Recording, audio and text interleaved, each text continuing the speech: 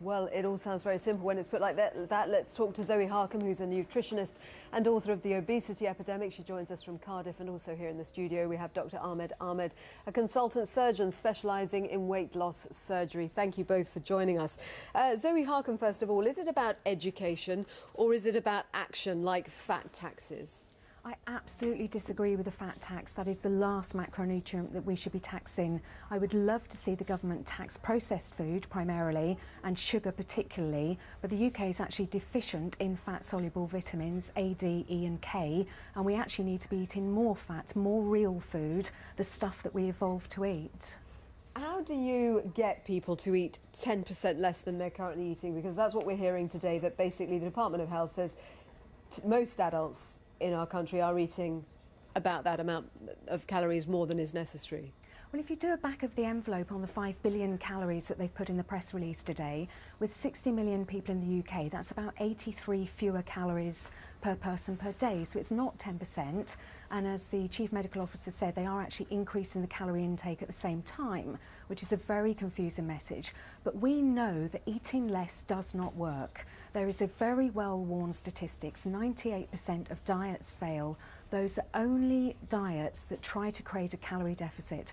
We have known this since 1917. We have quantified it as a 98% failure rate since 1959, and yet still the Chief Medical Officer and our Health Minister are saying less. Sorry, I don't get what you're saying. You're saying eating less does not work. Eating less does not work. But that's always the message we're told. You've got to eat less and exercise more. It is absolutely the message we are told, and it is absolutely fundamentally wrong. So what does work? What does work is eating differently. We need to go back to eating what we ate before we had an obesity epidemic. And it's what our grandmothers would tell us to eat now. We need to go back to the meat, the liver, the sardines, the eggs, the butter, the foods that we have demonised in the interests of the food industry. We need to go back to eating real food. It's what we've evolved to eat. So non-processed foods. Dr. Ahmed, would you agree with that? Partly. Essentially, to lose weight, you basically have to match your energy intake with your energy expenditure. If you eat too many calories and you don't burn them off, your body's going to store them as fat. You're making the sort of equation, though, that that Zoe Harcombe disagrees with. Basically, it's purely down to numbers. No, I think you have to eat healthy foods, and you have to make sure you get a mixed diet and a mixed balance of healthy foods. But at the end of the day, the energy that you take in, and it doesn't matter which form it's coming in, it's going to equal calories. That has to actually equate the energy that you burn off. But I think in the bigger picture, what we have to understand is what the Department of Health is saying is really to help patients who are overweight and to prevent obesity. The problem that we face in our hospitals is that we have around 1.2 million people who are morbidly obese, where these techniques don't work. And just explain morbidly obese. What does that mean? Morbidly obese basically means that your body mass index is over 35. So for the average height person in this country, that would probably be over 12 to 14 stone in weight. So at those levels of obesity, you're actually injuring your health. So you're developing conditions like diabetes, blood pressure, cholesterol, heart disease. And in those situations, the only effective means of offering significant sustained weight loss is through actually more radical interventions like surgery. And the message today is that a lot of people are in denial about how much they're eating. Is that an issue? Is it purely overeating that makes people get morbidly obese, or is there a physiological element too? There is a physiological element to it as well, but at the end of the day, it's a simple equation. If you eat too much and you don't burn off that extra calorie, you will put on weight. I mean, you can eat 8,000 calories a day like bodybuilders do, but they actually burn it off through exercise. So if you can match what you eat with exercising through burning it off, you're actually going to be stable in terms of your weight. So Zoe Harcombe, I mean, you're obviously talking at different ends of the spectrum, because Dr. Ahmed is seeing patients who he says need surgery in order to get back to the proper weight. How would you tell people they should just make sure that they're living healthily so they don't get to that stage of being morbidly obese? Well, actually, I would work with his patients as well and give them exactly the same advice. I would agree with him that the dieting, the eat less, do more advice that we're given at the moment does not work. I do agree with him that faced with that advice, the only current alternative that we seem to have is bariatric surgery, but there is another way. We can simply go back to eating what we've evolved to eat. And if you've had a gastric band, you're going to find it very difficult to eat real food. And I don't accept the energy equation. We've proven back as far as 1956, if you feed people exclusively zero carbohydrate, they cannot physiologically, biochemically gain weight. It is laying down body fat that is determined by carbohydrate and insulin, and those are the things that we're now telling people to base their meals on. We're saying base your meals on starchy foods. Politics of medicine to medicine itself. Surgeons say 1 million obese people in the UK could benefit from weight loss surgery, including gastric bypasses and gastric bands. The UK's first large-scale study of its impact has found it greatly reduced type 2 diabetes and other health problems. The authors say the NHS is on the brink of being overwhelmed by obesity-related referrals, and the surgery represents good value for money. Well, the study looked at more than 1,400 operations out of an estimated 10,000 carried out over 2 years. Before weight loss surgery, 379 of those obese patients had type 2 diabetes. 1 year afterwards, well, the number with type 2 diabetes had gone down to 188. Well, Mr. Ahmed, who's a bariatric surgeon at Imperial College NHS Trust, has joined us in the studio, and I'm grateful to you. I'm sure people would really welcome the idea that there's a big reduction in the number of people with type 2 diabetes. But should NHS resources be spent on doing this when, if people just went on a diet, you wouldn't need to? Well, the problem is that diet and lifestyle changes in the morbidly obese population actually do not have an effect on treating their health problems.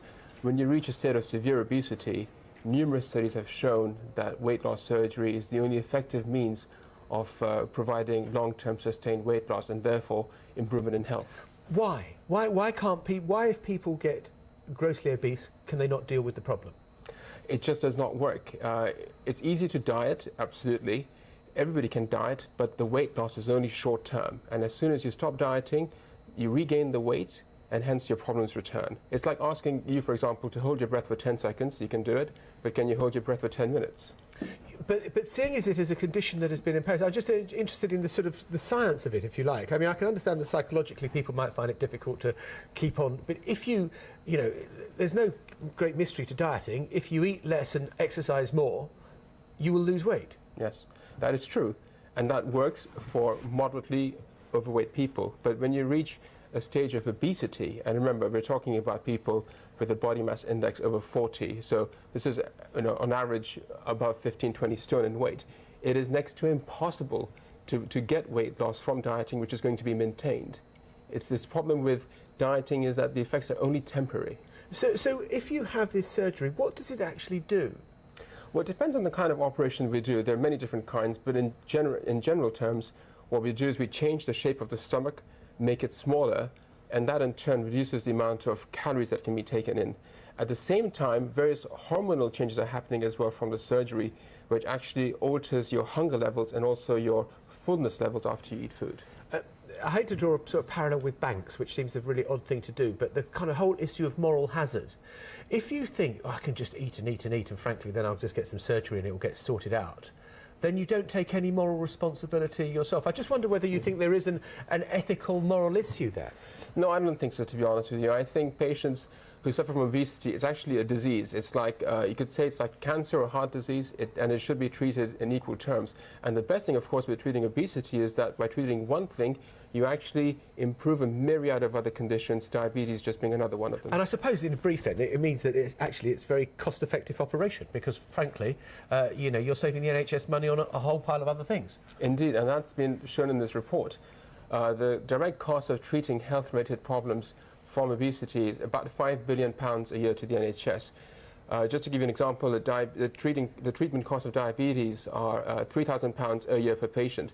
A gastric bypass costs the NHS £10,000, and it's a one-off treatment. If you pay £3,000 a year per diabetic, you can imagine, that's going to cost 15, 20, 35 years of treatment. So you can see the results clearly. Fantastic. Okay, very interesting to talk to you. Thanks so much for coming into the studio. Thank you. Health problems, trapped in a vicious circle of obesity and the diseases it causes. Type 2 diabetes is a silent killer. Patients with the disease often suffer from many other problems such as heart disease, eye problems, kidney disease, and it's cost the NHS a lot of money. This operation costs around £6,000. This patient will see the benefits of surgery almost immediately in terms of weight loss. But today's research also suggests that within 2 or 3 years, this operation could also be saving the NHS money. This is the first study of its kind in the UK on weight loss surgery. Information was gathered on more than 7,000 operations. That's most of those carried out over 2 years. More than 1,400 patients were followed up. Before surgery, 379 had type 2 diabetes. 1 year after surgery, 191 of those patients had no symptoms. A few years ago, Jerome Timbrell weighed almost 23 stone. The weight piled on after he was taken hostage in a robbery.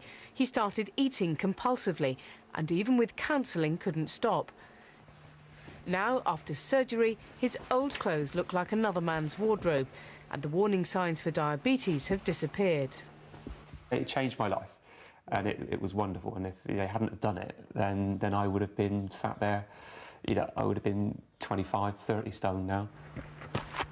Jerome is running a marathon this weekend. He eats less and exercises more. Many believe it's a better way for most people to lose weight. It has to be one of a range of options, and for a lot of people there are much less invasive ways of dealing with problems of overweight and obesity. But for some patients this will have a place. But with NHS budgets under pressure, many areas have already decided this surgery is a lower priority. Bronwyn Jeffries, BBC News.